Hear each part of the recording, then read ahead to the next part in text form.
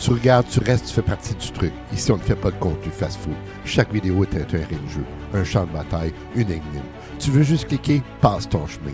Tu veux comprendre, rire, cogner, réfléchir, alors reste jusqu'au bout. Et si t'es encore là à la fin, t'es pas juste un abonné, t'es un complice. Bienvenue à Gilles de Presse. Aujourd'hui, nous sommes le 23 octobre 2025. Top 5 fake news qui ont changé les élections. C'est important de regarder jusqu'à la fin. Vous allez voir jusqu'à quel point on peut être influencé de toutes sortes de façons par des fausseries inimaginables. Donc, top 5 fake news qui ont changé les élections. La première, le Pizzagate aux États-Unis en 2016. Je rappelle les faits. En fait, la théorie conspirationniste du Pizzagate, c'est une théorie prétendant qu'il existe un réseau de pédophilie autour de John Podesta. Podesta, lui, c'est l'ancien directeur de campagne d'Hillary Clinton. Par le biais de diverses interprétations, constructions, notamment en rapport avec une pizzeria des courriels privés divulgués par Wikileaks. Dans le fond, cette théorie-là a émergé sur Internet en novembre 2016, particulièrement sur les sites de 4chan, Reddit, Twitter, par des membres de l'Alt-Right. L'Alt-Right, ça passant, c'est une partie de l'extrême droite aux États-Unis, donc un conspirationniste, entre autres. Ça a été également émergé sur Internet par des journalistes conservateurs. Et donc, qui voulaient poursuivre Hillary Clinton en justice pour l'affaire des courriels. Donc, qui lui en voulait, qui voulait qu'elle tombe. En réaction, un homme de Caroline du Nord imaginé a envoyé jusqu'au Comet Ping Pong, qui est la pizzeria en question, pour enquêter sur la conspiration et a tiré au fusil d'assaut à l'intérieur du restaurant. Cela dit, le propriétaire du restaurant et l'employé ont reçu des menaces de mort venant donc de conspirationnistes. En fait, cette théorie illustre bien rapidement a été refutée par les services de police et les médias américains. D'ailleurs, ceux-là ont profité pour souligner la rapidité et l'emprise que peuvent avoir les constructions collectives comme le Pizzagate sur le rapport entre ces individus avec les faits et la vérité, les fameux fake news. Donc c'est ça, hein? Pizzeria de Washington, accusé d'abriter un réseau pédocriminel dirigé par des démocrates, imaginez. Aucun fait, juste une rumeur née sur Reddit, amplifiée par des influenceurs, qui a poussé un homme à débarquer sur place, puis qui aurait failli tuer des gens. Résultat, une élection polluée par le délire d'une candidate démocrate associée à des crimes imaginaires, donc des crimes qui n'ont jamais existé. News numéro 2. Macron financé par l'Arabie Saoudite. Imaginez. Ça, là, c'est un cas typique qui illustre bien la fabrique de fausses nouvelles, la fabrique de fake news. En fait, de nombreux sites d'extrême droite, toujours d'extrême droite, ont relayé donc des articles affirmant que la campagne des domaines serait financée avec 30% par le royaume d'Arabie Saoudite. Mis en contexte, le site de Soir pour l'info se faisant passer par celui qui a fait l'information du soir Appelé l'article intitulé Emmanuel Macron, candidat préféré de l'Arabie Saoudite de l'élection présidentielle. On lui dit que l'équité base du Parti socialiste belge affirmerait qu'Emmanuel Macron est l'ambassadeur de l'Arabie Saoudite de la position rencontrée du globe. Et pourtant, chaque élément de l'histoire est totalement d'abord le site sur lequel il a suppose que le soir, le soir, c'est le vrai, c'est comme dire le soir.be. En fait, l'article venait plutôt quand la rue d'adresse le soir.info. D'ailleurs, le vrai site de soir a rapidement démenti l'information, disant avoir été victime de plagiat en se distanciant totalement son faux. Alors voilà, hein, un faux site dans le journal le soir annonce que Macron reçoit des millions de rials, partagé des milliers de fois, repris par des pages conspirationnistes et intégré dans des vidéos d'analyse géopolitique. Aucun fondement, juste un bon vieux copier-coller des informations calibrées par les algorithmes. Troisième fake news, les urnes truquées au Brésil en 2018. Et oui, En fait, dans le contexte, deux vidéos diffusées sur les réseaux sociaux et WhatsApp dans lesquelles le lecteur suggère qu'il y a eu une défaillance de machine de vote électronique lors du vote du dimanche sont trompeuses.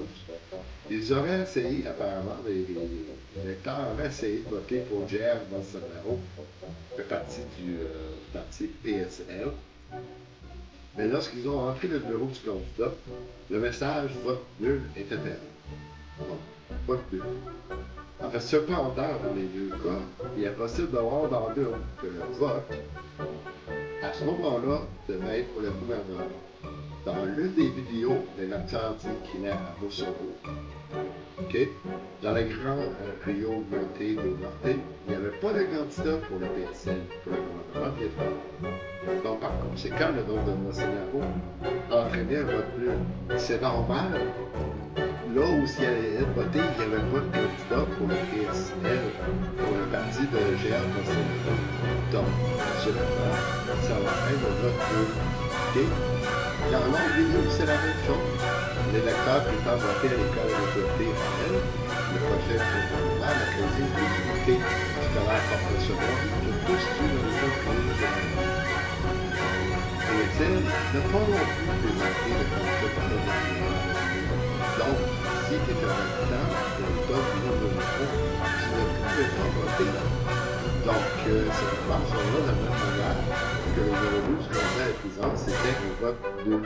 Ça démontre ici que des vidéos virales montrent que les machines à voter qui refusent les votes nationaux, donc c'est faux. Donc, c'était un vote fiable. Mais trop tard, la méfiance s'est installée. Là, les gens ont pensé qu'on ne pouvait pas voter pour Jair Bolsonaro, donc c'était une conspiration visant à empêcher le gouvernement d'être élu. Donc, la méfiance est installée, la colère est activée et le vote devient un acte de défiance. Pas de choix. Quatrième fake news, Kamala Harris et les enfants aux États-Unis en 2024. Alors, Kamala Harris, j'en aurais pour la journée à vous décrire le nombre de fois où elle a été ciblée de fake news. On peut en dénombrer au moins une dizaine qui ciblent Kamala Harris. Imaginez Kamala Harris qui veut interdire les hamburgers, Kamala Harris qui dirige un réseau de surveillance infantile, Kamala Harris qui veut taxer les prénoms, imaginez. Alors évidemment, tout est faux, mais tout est viral. Et évidemment, Donald Trump n'a rien fait pour démentir ces fake news qui a ciblé Kamala Harris. Et pendant qu'on débat de ces absurdités, les vrais sujets disparaissent. Parce qu'effectivement, aux États-Unis, pendant cette période-là, on a tellement inondé l'environnement des fake news, on a saturé l'environnement que quand il est venu le moment pour Kamala Harris de parler des vraies choses, tout portait sur ces fake news où elle a dû se défendre nombre et nombre de fois plutôt que de parler des vraies choses. 5. Le Brexit et les 350 millions. Royaume-Uni en 2016. On se rappellera, il y a eu l'affirmation suivante selon laquelle le Royaume-Uni versait 350 millions de livres par semaine à l'Union européenne et que cette somme, en sortant à l'Union européenne, irait au NHS. Le NHS, on l'appelle, c'est le National Health Service, qui est l'équivalent du ministère de la Santé, qui offre souvent le service public de santé à une majorité de l'État. Donc, apparemment, il croit que la condition étant qu'il verser 350 millions de livres par semaine européenne et que cette somme irait à l'HS. Après le Brexit, c'est un fake news qui a été largement diffusé dans la campagne électorale de 2016. Ce chiffre étant une totale exagération, en fait, le montant réel de la contribution du COVID était bien déterminable et la promesse de réaffecter l'argent au NHS n'a jamais été reçue. Donc, l'origine de la fausse information, c'était le slogan étant nous envoyons chaque semaine 350 millions de livres à l'Europe, donnons-le plutôt à nos hôpitaux, a été mis de l'avant par la campagne au Brexit. Il figurait sur un bus, rappelez-vous un énorme autobus de campagne rouge. En fait, le chiffre était faux. Le chiffre de 350 millions de livres était une exagération, qui ne tenait pas compte du fait que le Royaume-Uni recevait des fonds de l'Union européenne, puis qu'en réalité, la contribution nette était bien plus faible. On parle d'un estimé d'environ 130 millions de livres par semaine.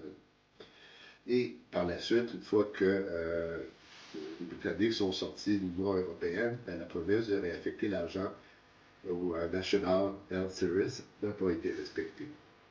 L'impact étant, ben, malgré sa fausseté, ce chiffre a été une petite communication efficace et symbolique pour la campagne du Brexit.